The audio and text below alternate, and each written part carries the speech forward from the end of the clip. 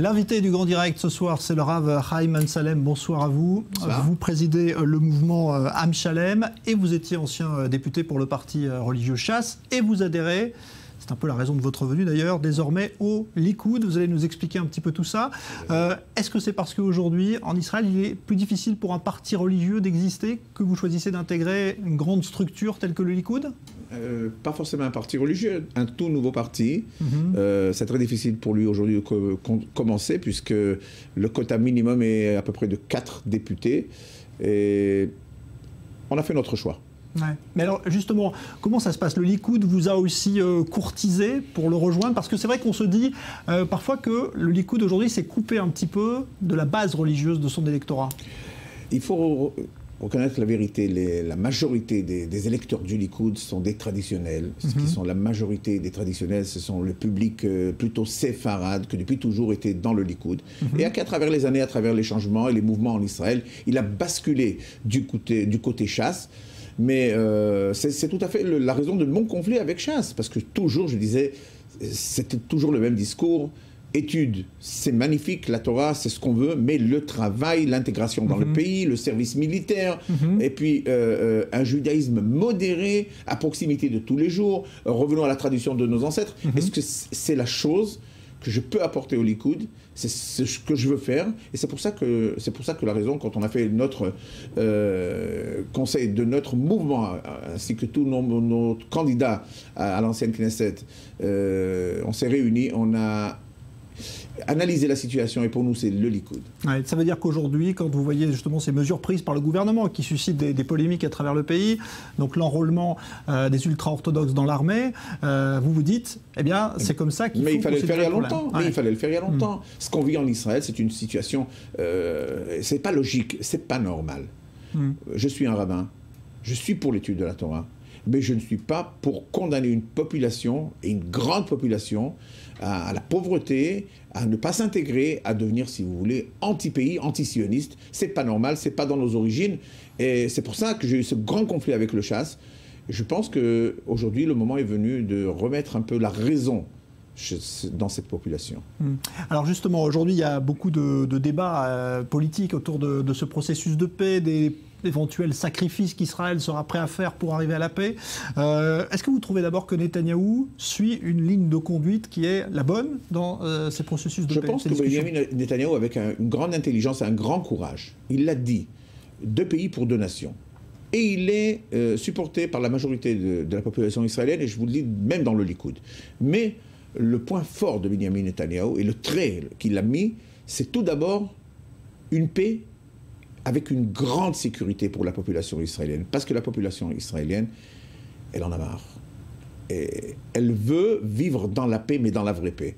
On ne veut plus entendre les discours qu'on entendait de Arafat, que quand il vient dans certains pays, il parle tout doux et tout paix, et quand il retourne à Ramallah, il commence à lancer des menaces. Cette double face, ce double discours, il est inacceptable. Et quand on voit tous les jours que la population palestinienne, dans l'éducation, dans la formation de la jeunesse, c'est la haine de l'État d'Israël, c'est la haine du juif, c'est la haine de tout ce qui est la paix, on se demande, est-ce qu'on peut faire la confiance? Est-ce qu'on peut aller? Est-ce qu'on peut avancer? Je pense que Benjamin Netanyahou marche dans le bon chemin.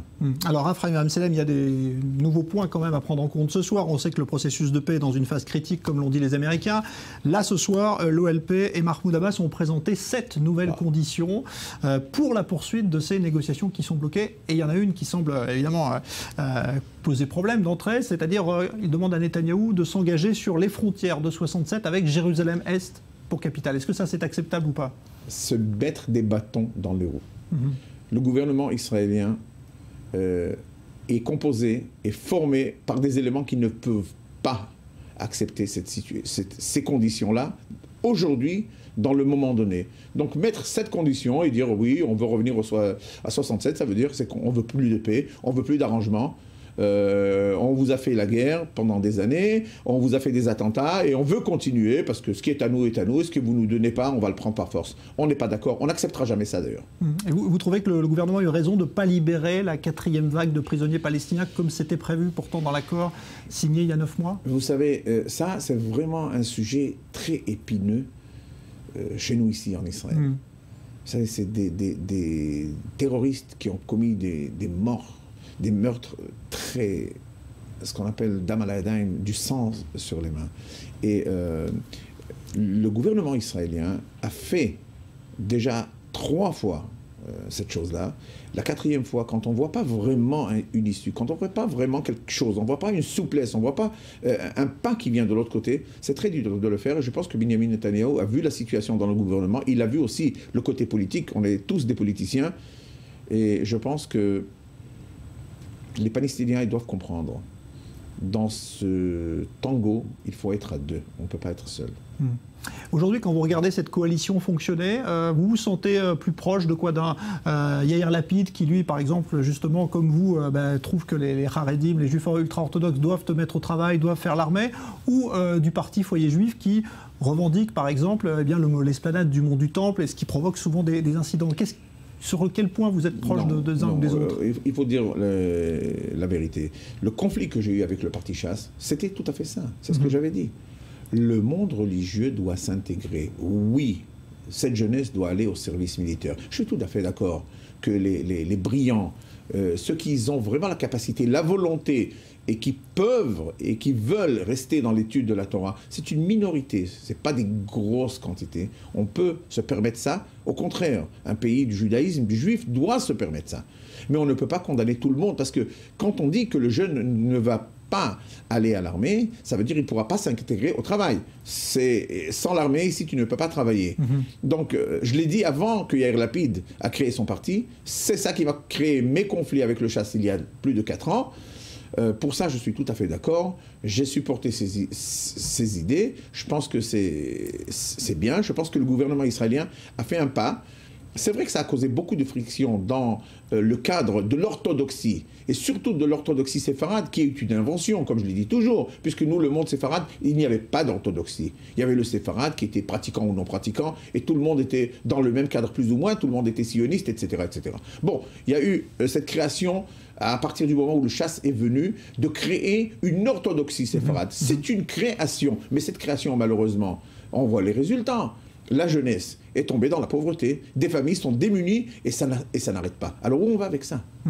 Alors sur l'esplanade du Mont du Temple, un mot, parce que là aussi on touche le religieux et le politique. Non, écoutez, je vais vous dire, j'ai une idée un peu spéciale. Mon idée, bien sûr, tout Israélien qui veut monter, qui veut visiter, dans l'esprit vraiment sain et dans l'esprit de la paix, on doit lui permettre.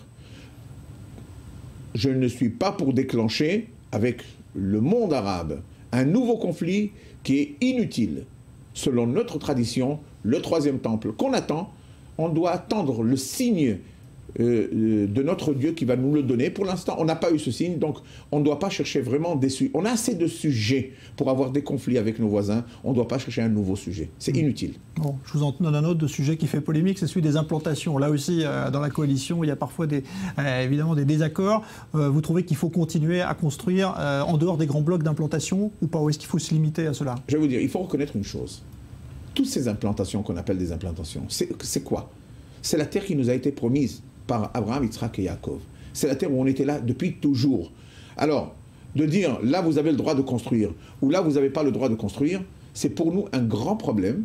Ça veut dire que si on reconnaît qu'on n'a pas le droit de construire là, ça veut dire qu'on n'est pas vraiment les patrons de cette terre. Et bon, je pense qu'on est les patrons. Par contre, je suis d'accord avec Benjamin Netanyahou. Je suis d'accord avec le principe que pour avoir cette fameuse paix qu'on attend toujours, on est prêt à faire des grands sacrifices. Mais des sacrifices pour la paix, pas pour un rêve. Et pour l'instant, c'est ce qu'on voit, c'est un rêve. Je m'excuse, mais c'est comme ça.